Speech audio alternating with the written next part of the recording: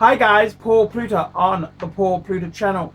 This is review MA5, and this is for Tom. Before we start this, let's do a quick wristwatch check. I'm wearing a two-tone bluesy, the Submariner 16613. This is the two-tone with the beautiful blue dial. Love that piece. Okay, let's jump in and do this paid review. Let's go. Okay, hi Paul, enjoy your reviews and program. I've sent you $100 for an extended collection review because I know you don't do shit for free. Please just use my first name in the review. I am interested in your opinion of my collection and where you think I should take it. I assume you know that these watches are, so I'm not attaching pictures, but will be happy to do so upon request. The only one that's a bit tricky is the Omega, so I've included a link to that. Okay, let's have a look at this particular collection. Number one, we have a blank pane Le Mans chronograph 2185, my first luxury watch from years ago. Number two, an Omega Schumacher Legend Speedmaster. Picked this one up at a huge discount years ago, and I liked the Panda dial.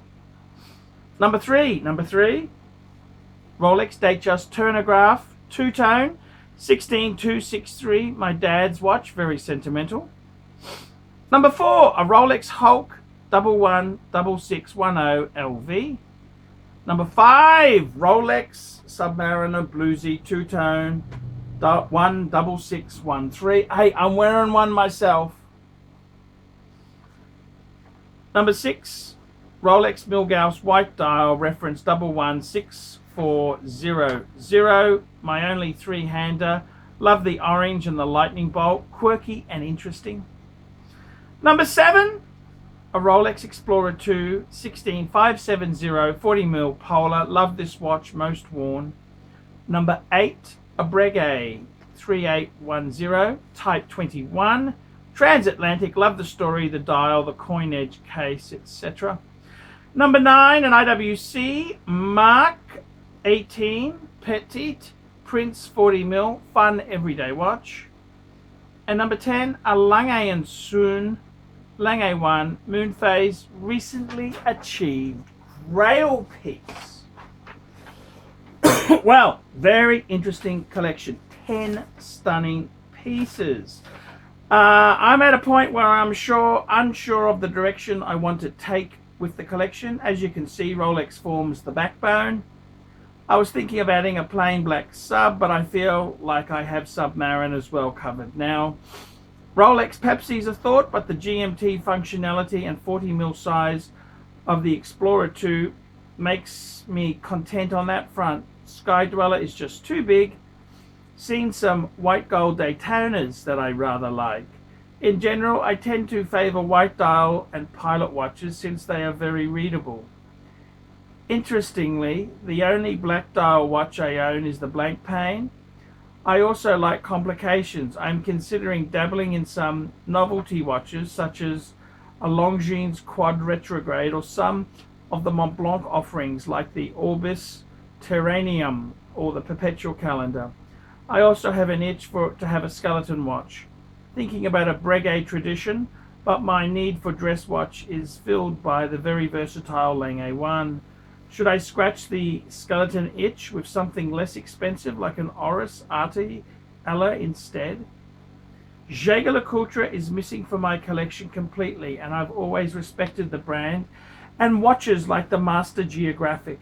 Other suggestions in JLC? Also intrigued by more complicated chronographs, but not sure where to go there. I tend to like big 40mm and thick, so basically I tend not to like big, less than 40mm and thick less than 12mm, with my Breguet 3810 being the exception. I had the Tudor GMT but sold it because it felt like a slab on my wrist. 5-digit Rolex references tend to feel better than the newer, larger references. For my money, size of the Lange 1 is absolutely perfect. Lange Datograph is my next grail, but is down the road. And for the record, I'm not interested in quartz at all. Again, interest in what you think of the collection and where you think I should go. Kind regards, Tom. And he also says there, technically, since the Breguet 21 is ruthenium, which is brownish, maybe too fine a point there though. Tom, thank you. Tom has got a wonderful collection. And I got to tell you, you really feel when you're reading a collection like Tom's, this has got some really good substance. The blank pane Le Mans chronograph, I'm not a huge blank pane fan. I kind of, the Dive blank panes, long history, interesting company. I kind of like the blank pane as an oddball in your collection. Now you got the Omega Schumacher Speedmaster. Okay, fair enough. The Legend Speedmaster. Fair enough. Not my cup of tea, but it's interestingly enough. The Datograph, yes sirree. That's a very I love the Turnograph. Sorry, the Turnograph, not the Datograph. The Datagraph's what you want. The Turnograph's what you have. Very cool to have your father's watch. That's a sapphire crystal model. You've got a Hulk. Hulk is superb. You've also got a Bluesy, superb. You've got a white Milgauss. Man, you got a great. That Rolex backbone, I think, is really cool. 1, 2, 3, 4, 5 Rolexes, which is really cool to have there. So you've got the Turnograph, the Hulk, the Bluesy, the Milgauss white dial, and an Explorer 2. Lovely pieces. You've got a Breguet 3810 Type 21, the Transatlantic, an IWC Petite Prince, and you've got a Lange 1 Moon Phase. Wow.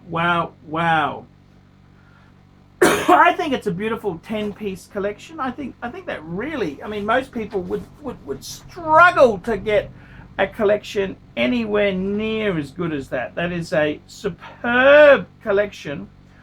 What would I do there? Where would I? Okay, so let's have a look. Certainly, I understand your interest there, but there's a few things I think you should avoid there. I think Rolex, very good backbone to have. Don't be afraid to buy more Rolex. I think they are very good backbone in any collection. So I would say, I wouldn't mind adding more Rolex to the collection. I don't know whether a plain black sub. I think maybe a no date could go there. Maybe a no date. Maybe. You've got the Hulk. The Hulk is so versatile. Interesting. You didn't like the Tudor. You had a Tudor, I think. You had a Tudor. Sky Dweller. Yes, it is a bit big. White gold Daytona. Yes. I would even say white gold on a leather strap. I got a friend of mine's got a Zenith white gold Daytona on a leather strap. Absolutely superb, classy as can be. I would tend to say to you, look, novelty watches, the Longines, Retrograde, or the Mont Blanc, stay away. They are not, look, for someone with pieces like yours, why would you bring in that garbage? Don't bring that garbage in. That's for people who can't afford the stuff you've got. Don't add that. That's just fucking garbage.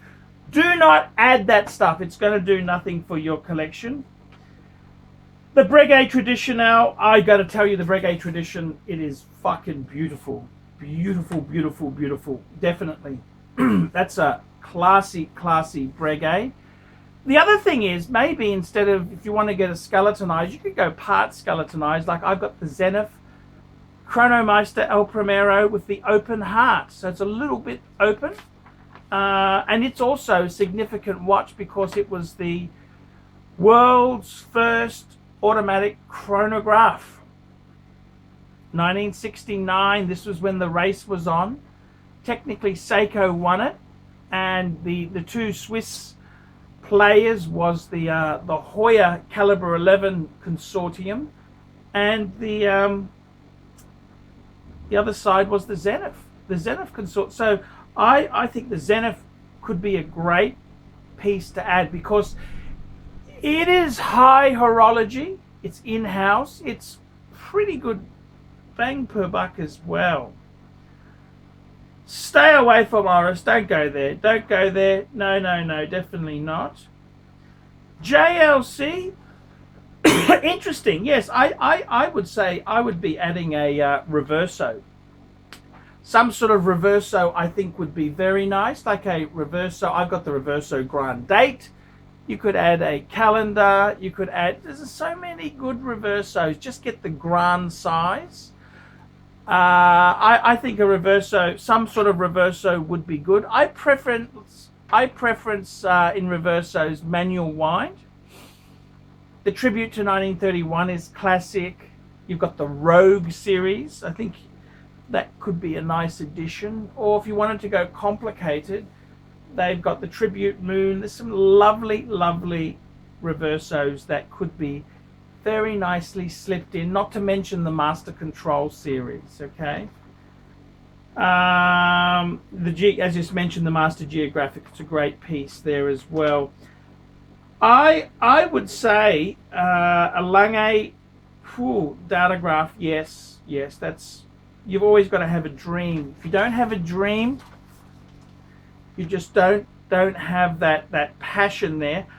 I think it's a superb collection. I love it. I would probably be adding, so the 10 pieces you've got, I think are great. I like that ratio for 50% Rolex ratio. Maybe keep that ratio. I think some interesting Rolexes to add on there. You may want to add a day date, okay? You may want to add there's a number of interesting things there. If you don't want to add a Submariner, maybe a Yachtmaster 1. That could be a good way to go on the pre-owned market. There's some good variety there. I would say reverso, I'd be looking at adding some sort of reverso grand reverso, or maybe a Master Control. I think that would give a bit of class.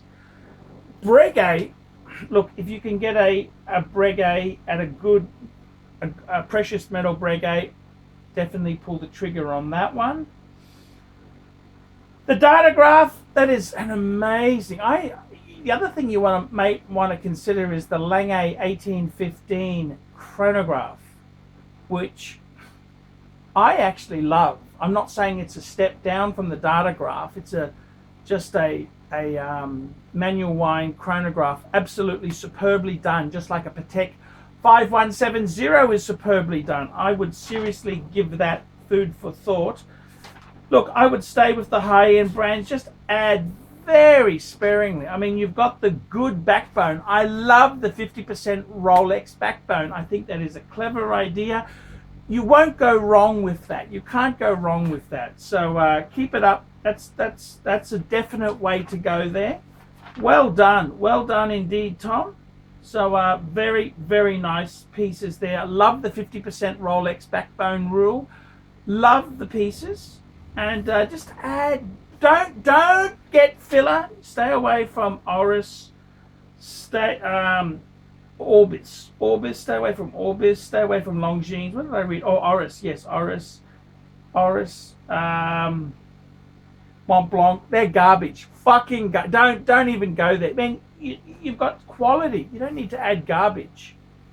You don't add garbage. Just like you're making the world's best pie, you don't add chuck steak to it. Okay, you add expensive rump.